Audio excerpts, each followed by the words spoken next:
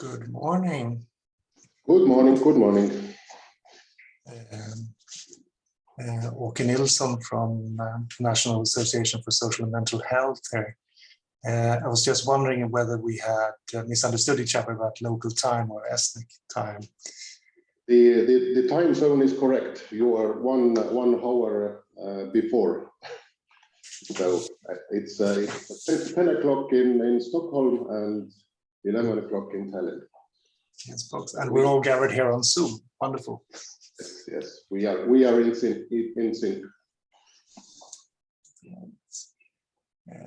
So as I understand that we are also waiting for Barbara, yes? No. Oh.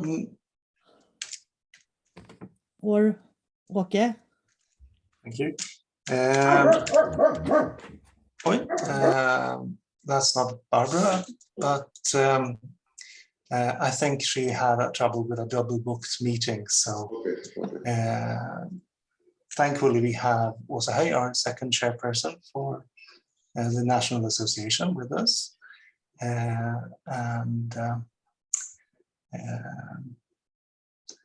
I think she will be able to give you a presentation from the board's perspective of our assemblage.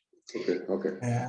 And I had prepared a slide presentation based upon those key questions that you sent before. Okay. But I think you are free to open the meeting as you wish and give us the framework for it. Yes, I think that we will wait for 1 minute for some participants to join, and then we can kick off.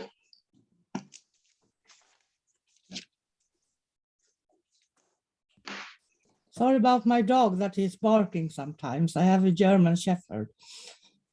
So, No problem. That's life.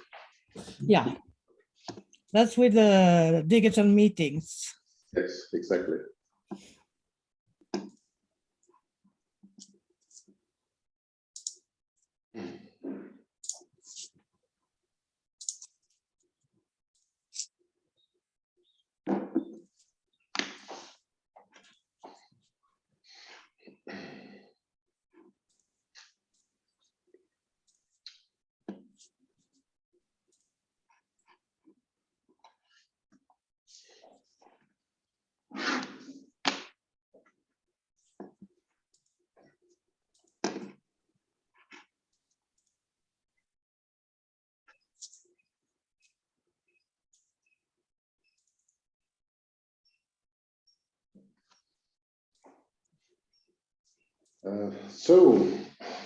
The clock is ticking, and time is one valuable thing for us. So I think that it's time to begin. Welcome everybody for today's meeting with the Swedish Federation of Social and Mental Health. I'm very glad to see that we have two representatives from this organization. Yesterday we had a pleasant possibility to meet with your Norwegian colleagues, who also gave us overview about their organization and their activities. What are they doing right now, and what are the challenges in Norway in the field of mental health topics. So we have today also 1 hour for a brief meeting, and our aim is to get to know more about what are you doing in your Sweden organization. How is your organization built up? What are your main focuses, activities, and also we are very interested to know about what kind of services you are offering for the target groups, and also how are you dealing with advocacy and also supporting your member organizations. Before I give you the floor, some technical issues also. I have to say that we will record today's meeting if it's okay for you, because I know that some colleagues of mine asked if it's possible to look afterwards this session and get overview. So I hope that it's okay for our guests today.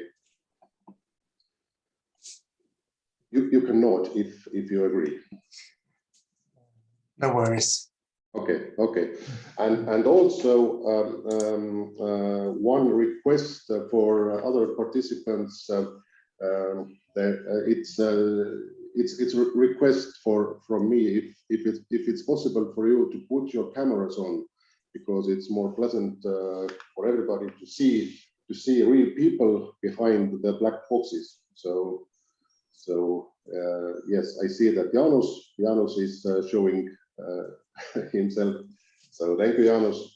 I also hope that Veronica and Kadri will join Jaanus' example. And also, if you have some questions, I guess that you can interrupt our presentation, our guest, to open your mic, or you can also write your question down here in the chat, and also you can put your hand up.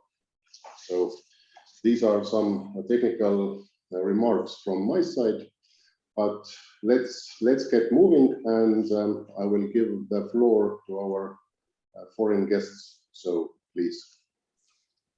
Thank you. I think I'll try to do a quick presentation and then leave the future to Åsa and our road ahead, because we kicked off on January the 28th of 1967 as an organization.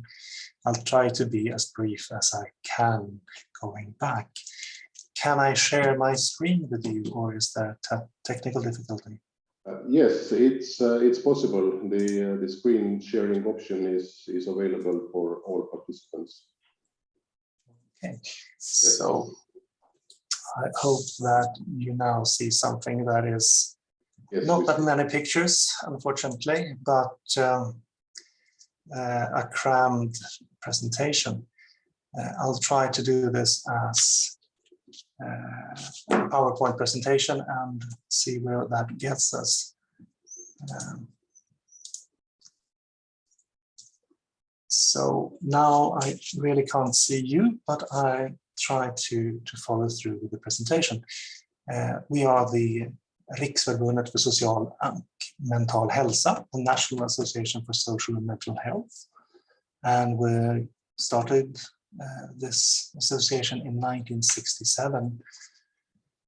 And the giveaway was that it was patients themselves from mental hospitals and other interested parties who took the initiative to meet and to start the organization.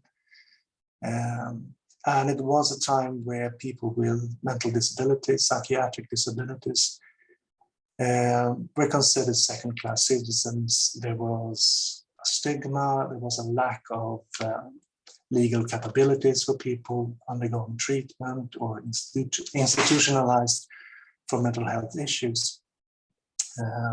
But it was a time of change. And there was a time of beginning transparency.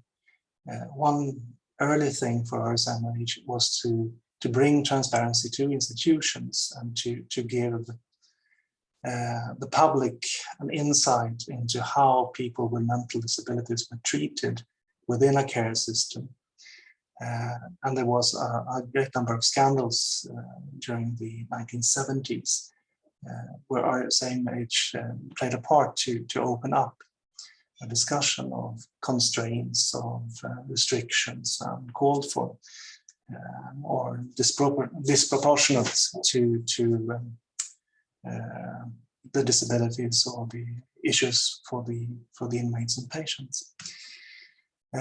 Moving on through the 80s, we realized that we needed to point to questions of interest for our groups, and we started publishing a member magazine called Revanche that is also delivered to people within the profession or an interested public. So it's a platform to give the questions,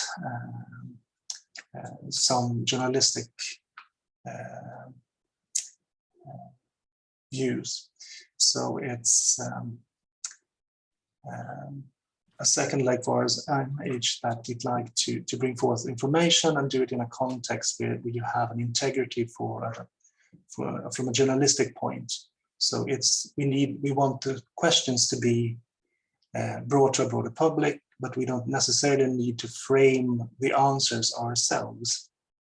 But we have taken stance as early in the 80s, where we reported the Swedish state to the European Court of Justice, given that Sweden then had the most inpatients under psychiatric care in the world, and that was often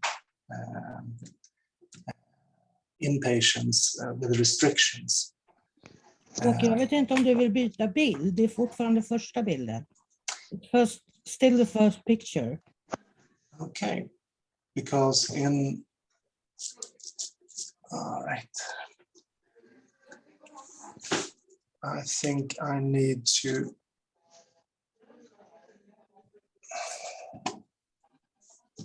I'm asking my new Estonian friends here, do you see the first picture still? Yes, we see the first page right now. Yeah. It's sorry, because I'm running through to the fourth, but there's something weird about the PowerPoint presentation in this format. So let me see.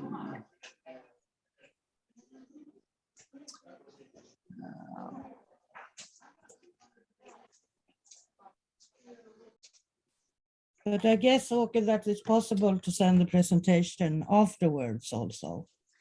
Yeah, I would like this to work actually.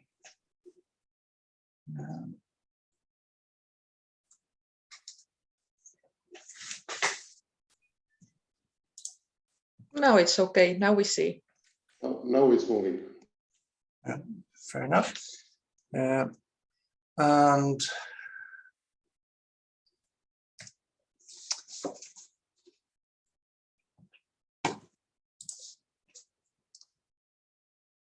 let me just bring this one back a bit. And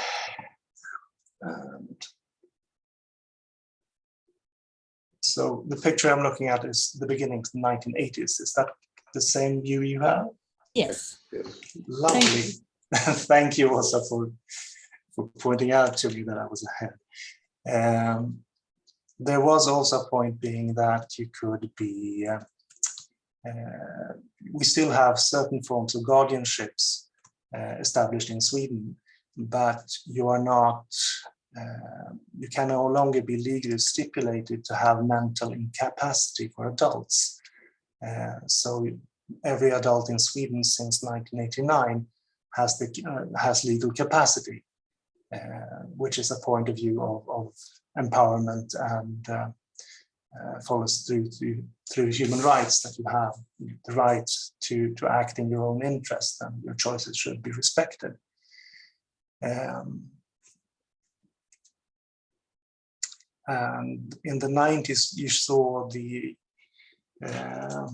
the transfer of patients from closed-off institutions in rural areas to people being able to live outside in the society with support from psychiatric care institutions and social services, to being able to live among others.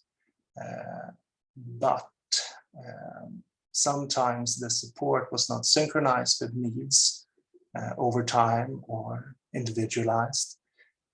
And that was something that RSMH was engaged in advocacy work to point out, that the general premise to live in society, even given you have a disability, is one that we want and work for, but you need a support structure, because otherwise it's a false freedom where you lack the means to have a normal life. We had a campaign called The Way Back,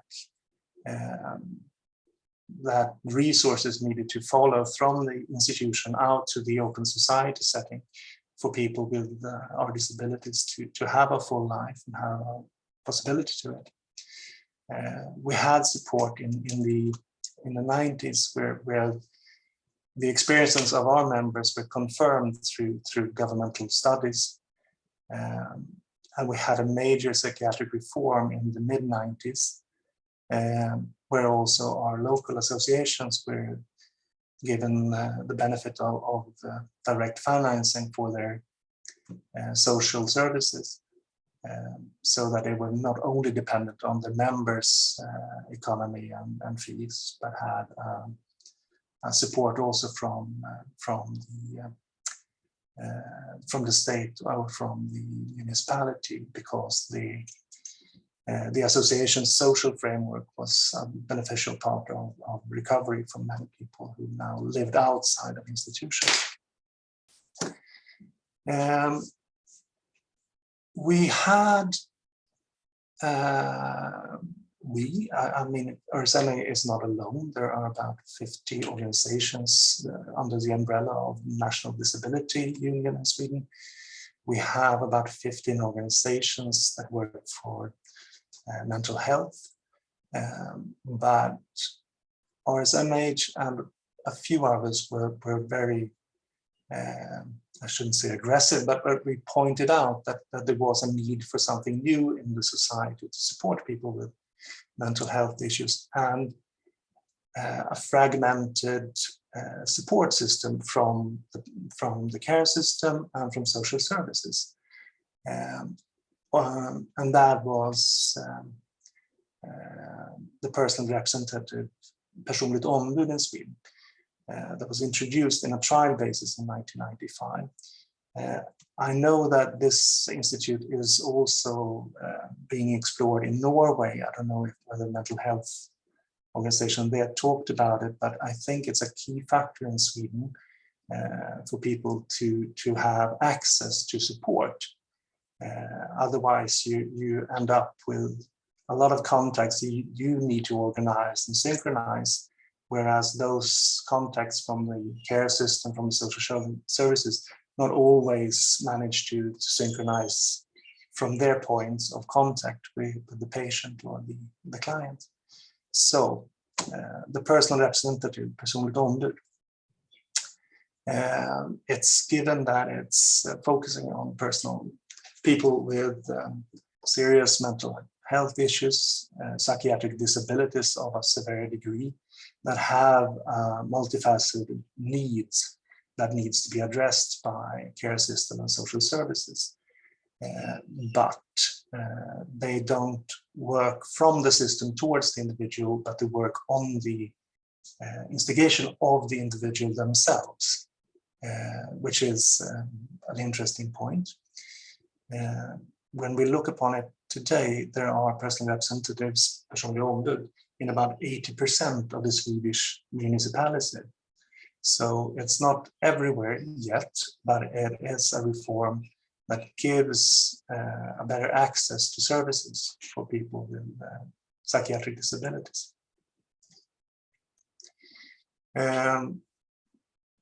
Around this time, there was also a great number of violent crimes and poorly handled debate in society whether mental illness and danger to the public was correlated, where RSMH and others responded and took the forefront. And this is something that sometimes by sloppy reporting or headings in media reoccurs. And I know that Åsa and I were at the Swedish Parliament earlier this spring and talked about these issues again, about stigma, about connecting dots that are not necessarily to be connected, and to simplify a discussion about keeping people safe in relation to mental health issues. But in the original debates, there was a few violent crimes, such as the assassination of the foreign minister Anna Lindh and others, that draw the debate to a very high tone of voice. But in the end, we think that the debate became more productive and discussed the shortcomings of psychiatry and what needed to be improved, and also discussions about substance abuse, about other triggers for criminality and violence than a simplified mental health equals danger to the public. And concepts such as recovery, everyday power, and well-functioning activities for people with disabilities of this kind were addressed. There's also aspects of institutionalization and roles within a context of sexual abuse long before Me Too. And RSMH had a collaboration with Malmö University trying to bring forth the testimony of many women about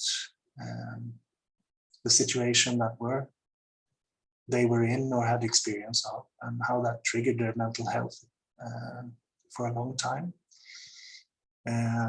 And we had to revisit this again in 2017 during the Me Too movement.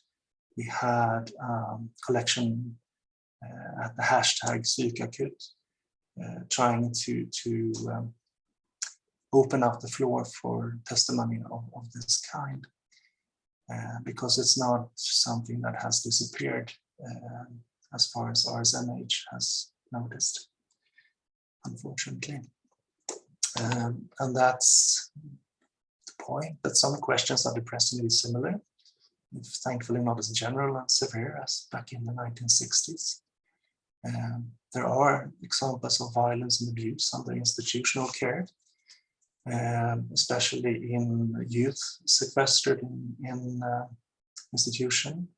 Statliga SIS-hem in Sweden has a lot of work to do with education of personnel and how to handle people acting out, and the disenfranchisement of patients, whether they can, for example, now in the autumn, be able to vote, given that they are not disbarred from voting, but in some practical instances, you may not have the means or opportunities to actively cast your vote, which is not okay, not according to the Convention of Rights for People with Disabilities, at least.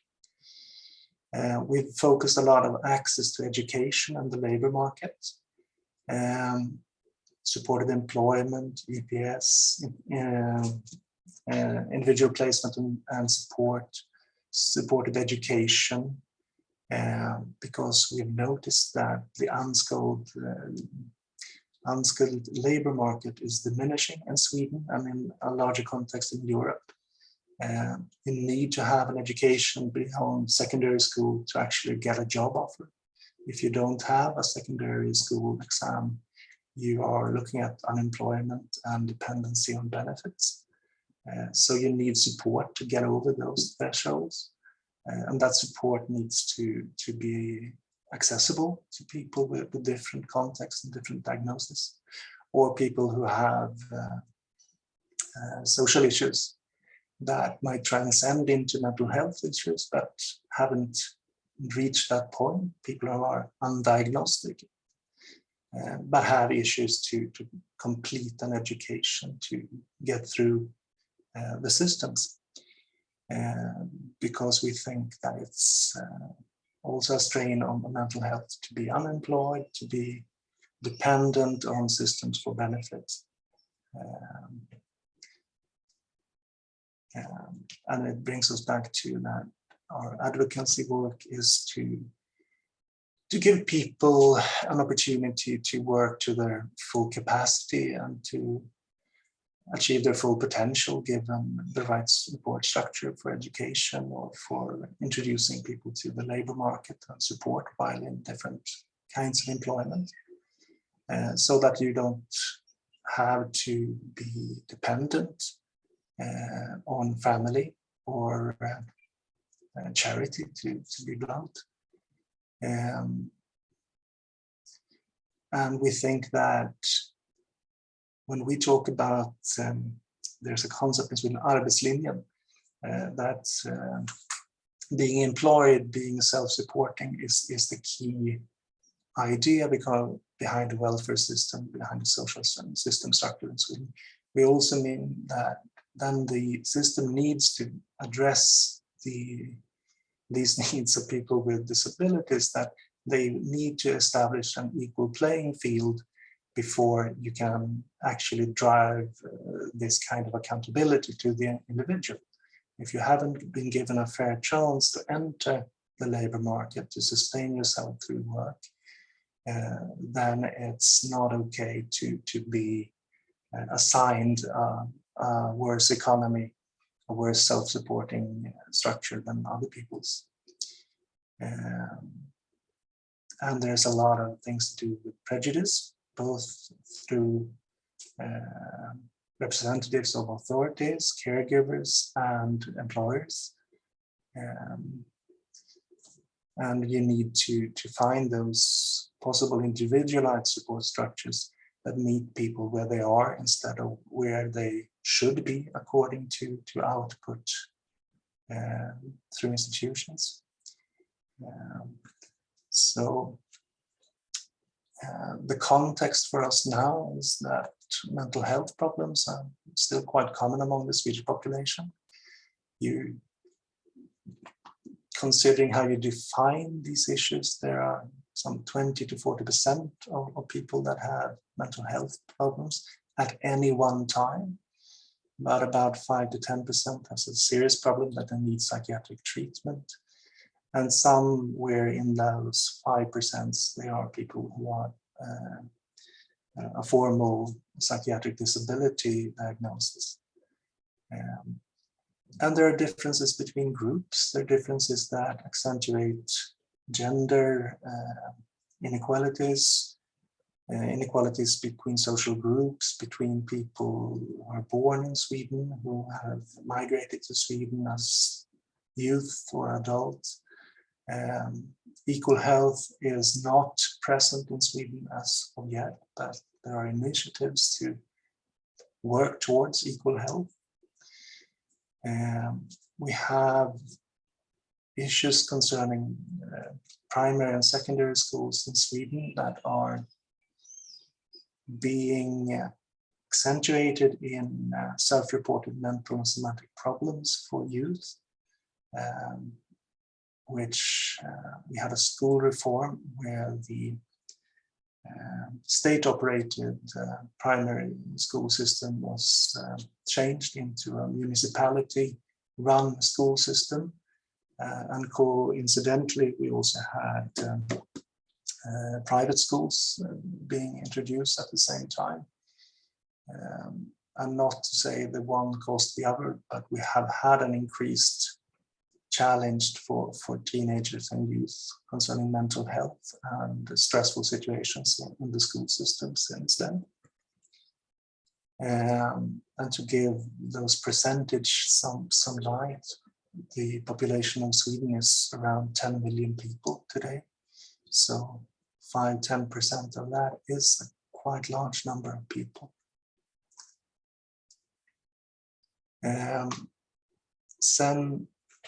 Looking at your questions, you talked about how is our organization or association structured, and we have a two plus tier system in our organization, where advocacy work is done on all 3 levels, but human membership is in the municipality associations. And these are the voting owners of both the county associations, RSMH, and the national association. This means that the municipality associations gathered every 4th year for a congress that makes decisions concerning the period of 4 years ahead. Our next congress is then in May 2023. and I shall not upstage Åsa too much, but I think we would appreciate it if you were interested to visit in 2023 and partake as observers on this event. But looking at our structure, the peer support between equals, the democracy of the small group is driven in the municipal associations of RSMH. At the other levels are associations of associations, and hence you have to have a level of communication between the personal experience of our members in the municipal associations and the associations on national level and county level for the advocacy work. There's also a support structure from the national level and the county level towards the municipal associations and the individual members as workshops, conferences, and so on and so forth, to give the individual member a value from the national level. You have access to insurance through the National Association. You have access to the membership magazine Revanche. You have access to national events and so on and so forth. But basically, the peer support structure is based locally, and it is driven through association democracy, that the group of people that are gathered under the umbrella of a municipal association are the ones with the power over it, that elect their own board, that gathers each year to give a mandate for the governance of their association. And thus it's very much a democracy-based organization.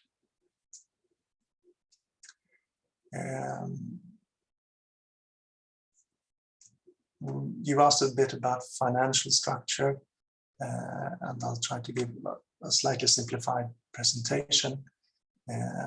Because if you look at these three levels, the national level, the county level, and municipal level, the Swedish system has different forms of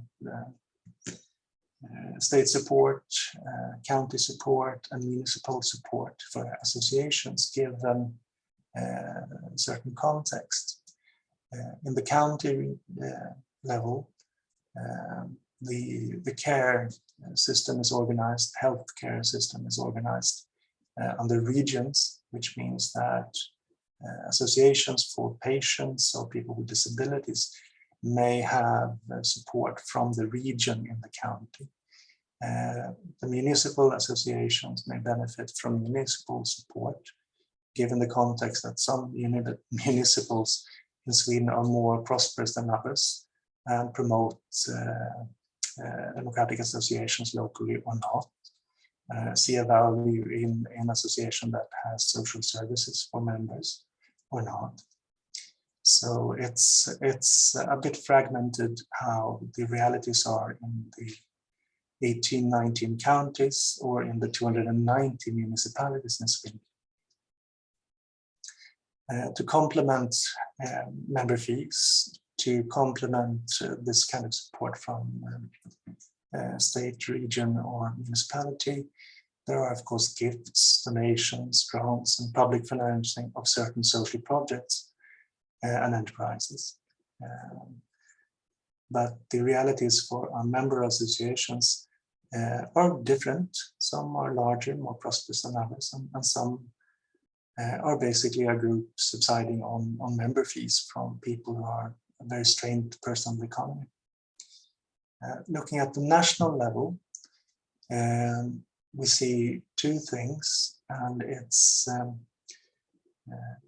the Swedish Federation for Disability, Funktionsrätt Sverige, who's a 50-member organizations have been lobbying towards the government for years, given that the state support for disability organizations has not risen in parity with salaries in Sweden. That means that even within our system, you always get a little bit less given inflation, given the rise in salaries. And that is, it's difficult to rise to the challenge when you always get about 3 to 4% less, as salaries normally rise about 2% in Sweden. So what has this mean? It's meant that looking at it, we have a very low bar for membership fees. We try to respect that the base for membership fees to the national association is the economy of the municipal association, and their economy can be very strained given that they subsist on membership fees in some cases. So donations and membership fees are not the core financing for us as of today. But we've been driven into to actively seek and operate externally financed social projects.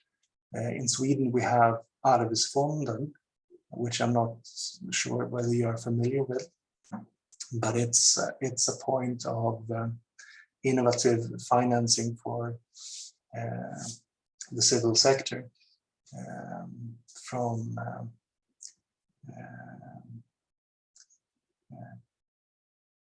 inheritance money from people without heirs that are collected in this fund structure by the state. That's a great finance for disability organizations in Sweden, which may explore concepts and address issues up to 3 years without funding from this fund. But it also puts our organization under pressure, because if you look at this, you see that we're more dependent on these project financing than on the core financing, and it fluctuates. You need to write prospects, you need to apply, you need to start up these projects, and you need to take care of the results of the projects. So it's giving us both headaches and opportunities, because otherwise we would have no money to explore these interesting topics. We have had a 3-year project that was finalized last year with the title of To Work Despite Psychiatric Disabilities, that focused on how to be employed and how to inform your employer in a good way to support you in the working place.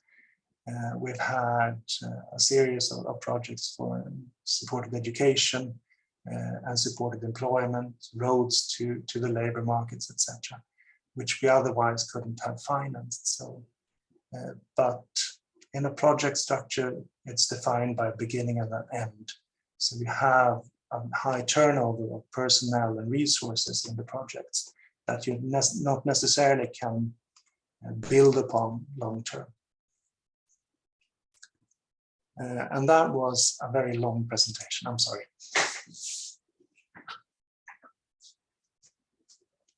Thank you, Åke. Is there any questions that you'd like to? Yes, also big thanks from my side to Åke. I have some questions when I heard your presentation. So one question is regarding the people who are leading the county and municipal level associations. I was wondering, are these organizations operated by paid staff, or is it operated on the voluntary basis? Mostly a voluntary basis. It's what you have is a democratic association structure, which means that the members themselves elect the board. The board may employ someone, may have a structure where someone is employed. Often it's someone by themselves operating an activity house for the association, to be the core person taking care of an activity house, or being the one that makes sure that the studies part of the associations are working and functioning and so on. I think today there's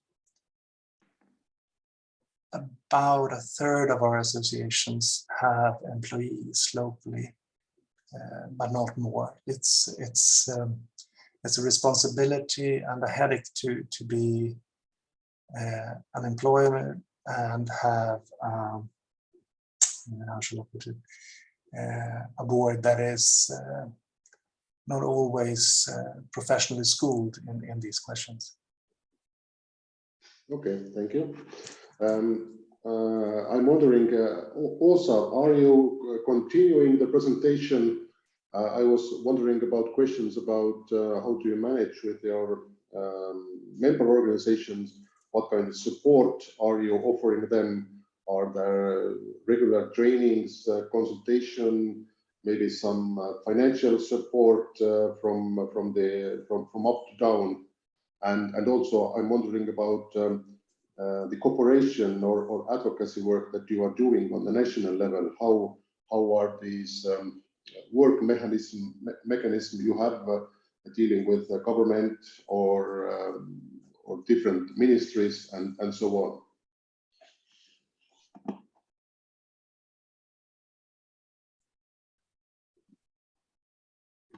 Oh, it was a lot of questions at once, I think. I haven't prepared any presentation for today. I just jumped in. So maybe you can take one question at a time or something.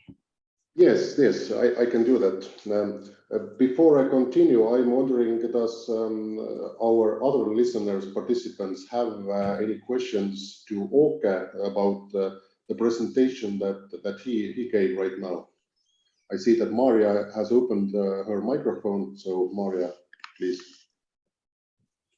Yes, thank you. Thank you for this overview. It wasn't long at all. It was very informative and, of course, inspiring, because you are way ahead of us.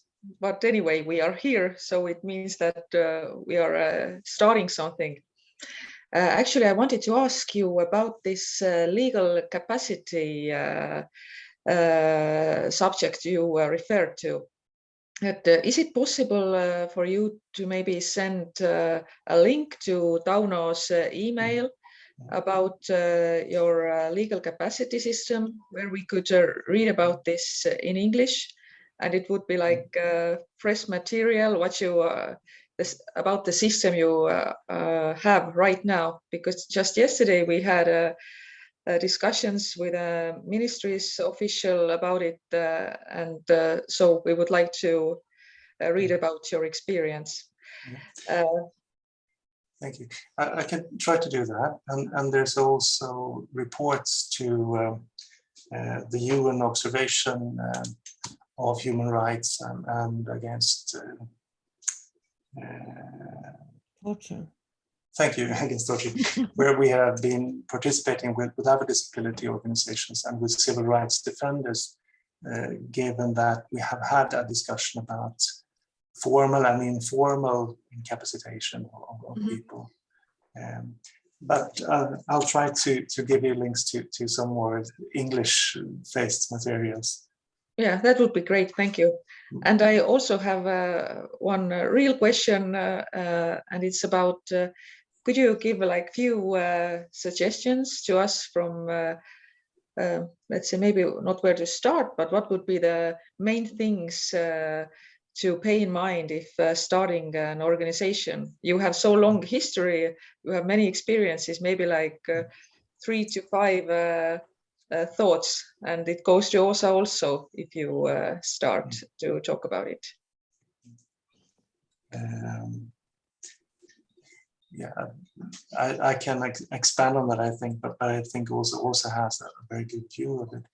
I think the one thing we've learned so far is that to meet people where they are and not to expect them to show up at certain points of entry to the healthcare system or to the social system, to react when children are not in school, preferably not by punitive measures, but to actually address, because when you have a large frame of absence for children from school, it's indicative of something, and you have an opportunity to address that something very early on. Some things are not about mental health, some things are not about social health, but something is wrong when children are not in school. When you're looking at the healthcare system, you need to be able to access the thoughts and minds of people who consume these services. And you need sometimes to help the healthcare system to visualize and open up to a degree that gives people an opportunity to state their experience as they feel and see it. I would like, we are also educating the health system. We have courses for personnel to learn how to work in a recovery way. And then I would say that the main thing is the members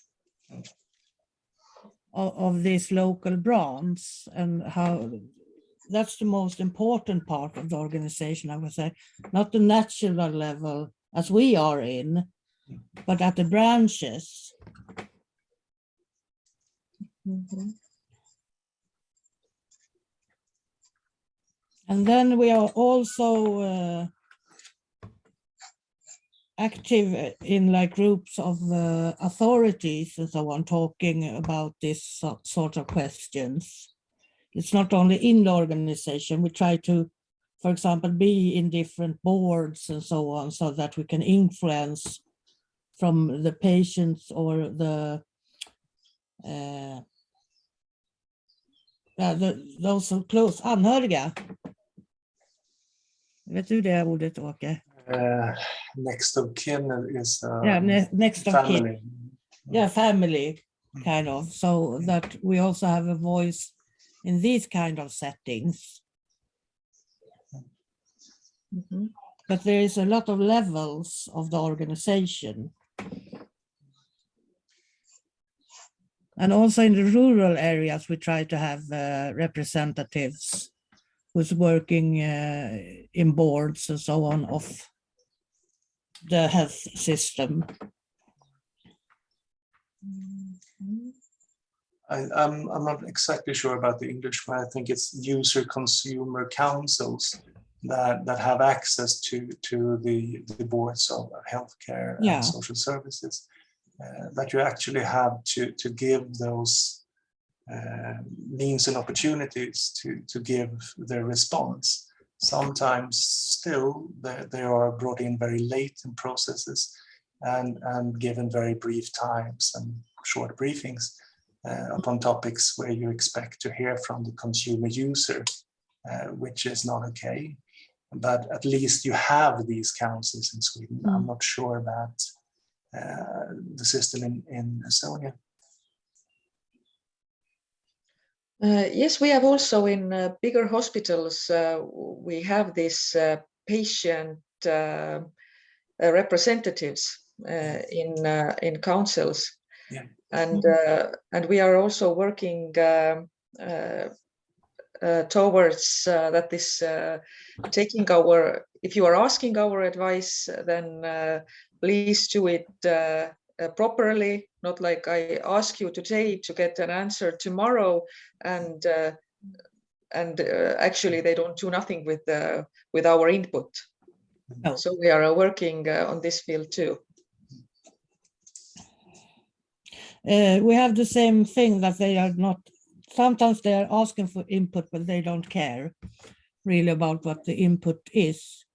But I think it's important to try to have this influence also high up in the society.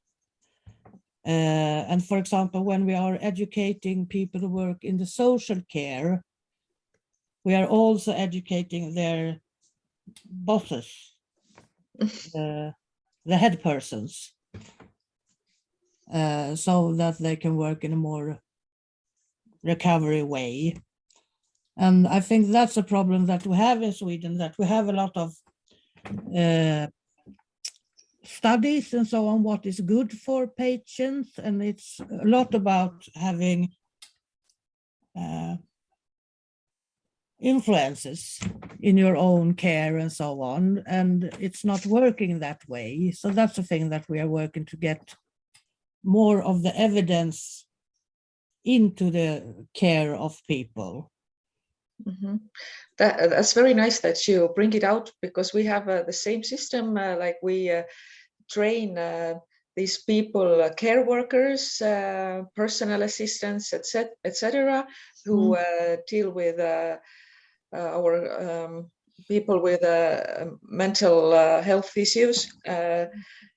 We raise their awareness, but this awareness doesn't get to the head of the institutions. Yeah. So that's our goal also, to raise awareness among bosses. Yeah, bosses. I don't know the word. Yeah, but we have realized that, and now actually we have education also for the bosses. That they have to go the education too if they are buying in this kind of courses, and that have been a big difference. And we can also educate them. And then we are also in working with different national programs and so on. For example, in schizophrenia, in HD, on the national level. Mm-hmm. But you mentioned you have this course for the bosses, if we can call them this way. Do you have somewhere in English written this main, let's say, main points they have to go through in these courses? I don't know. Okay, because we are like, we can check it up. Okay, if it's possible, it would be nice to know it, because we are in the start with creating this. How do you say it in English? Tauno, help me. Õppekava or study program. Yeah, study program to healthcare and welfare bosses. So it would be nice to know what you have in these study programs. Yeah, I know. For example, our recovery courses is in English. We have been working with Bosnia and Herzegovina some. So there is a translation of this. Vet du någonting om det, Åke? Do you know anything about it? I know that it exists, Yes. but I haven't partaken in it myself. I think we could take this one home and hopefully get back to you on it, because as also says, I think we have some material in English. Otherwise, we could ask for a presentation given to you from EPIKoja, who's the one in charge for these later courses. Because as I wrote before, I hope this is the first of many meetings and collaborations and experience sharing. I think what Åsa and yourself, Maja, is into is that when people buy education for their employers, but not for themselves, you have a problem with implementation. Yeah, exactly. So I see that the clock is ticking very aggressively. We have 5 minutes left before our session has to end. I was still wondering that one question I had about how do you support your member organizations? As I understand that you directly from the national level, you deal daily basis with the county level organizations, and this municipal level organization, they are dealt with by the county level organizations. Sorry, then I poorly executed my presentation, because it's a dual system where the municipality association can have the support of the county organization and the national association. So it's a parallel structure in that way. Okay. So there's a form of direct support from the national level. You have people employed to give support to these associations and to react when the yearly report from the association is lacking or lagging, because we'd like to have associations that can plan, execute, and report their work, not in the least because of financing, because it's a requisite from municipalities, etc., and for a lot of cooperations that you can report and give transparency to your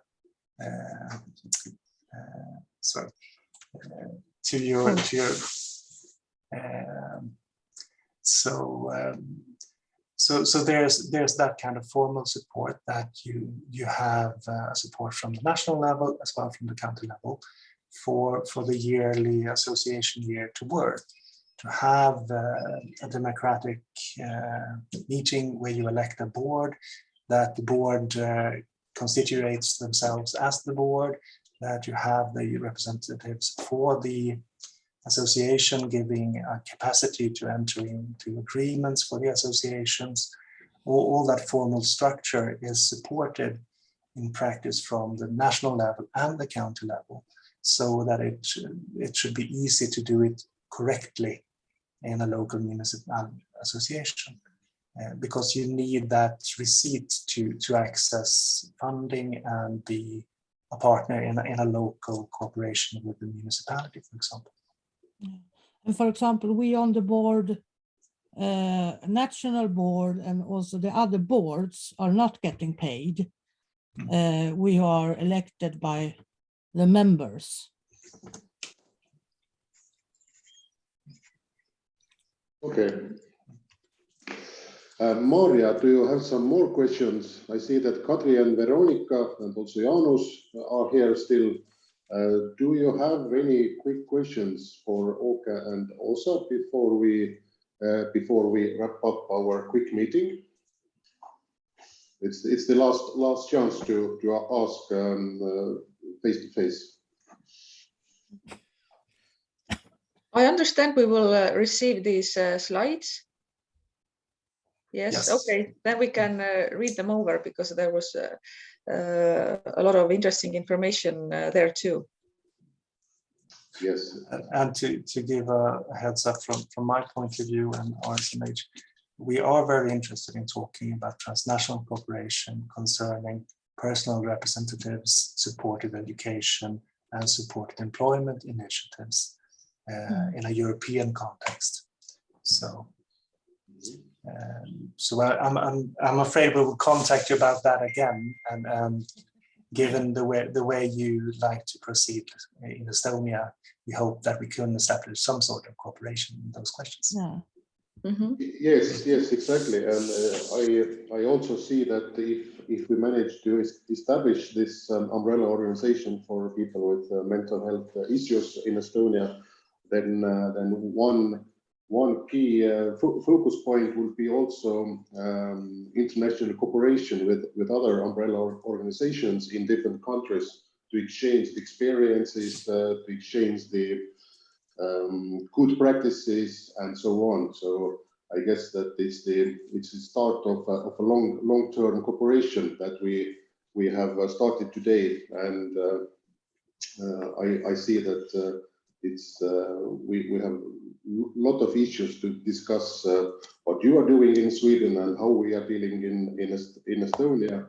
And Yeah, that we are very interested in now. So yes. we only talked about ourselves. Yes. Right. I guess that we have to do a new session when we have established this umbrella organization and talk more about our plans and what we are going to do next, and also to have some maybe concrete cooperation plans to make up together. Yeah. But my clock is showing 12 o'clock right now, and I guess that you also have your other actions to do in your daily agenda. So I'm very glad that Åke and Åsa, you had this possibility and you took the time for giving us overview about your daily work in your federation, and how are you dealing with this quite challenging area. I have to say that, but it's always very nice to hear about your experiences and to keep in mind what to watch out when you are start to deal with when you're starting an organization like this, like we are planning to do in Estonia. So, as I told, we have to stop for today, but I hope that it's a beginning of a fruitful cooperation in future. So big thanks for you, and I wish you luck, and I hope to see you soon. Thank you. Likewise. Yeah. Thank you. Bye. Bye.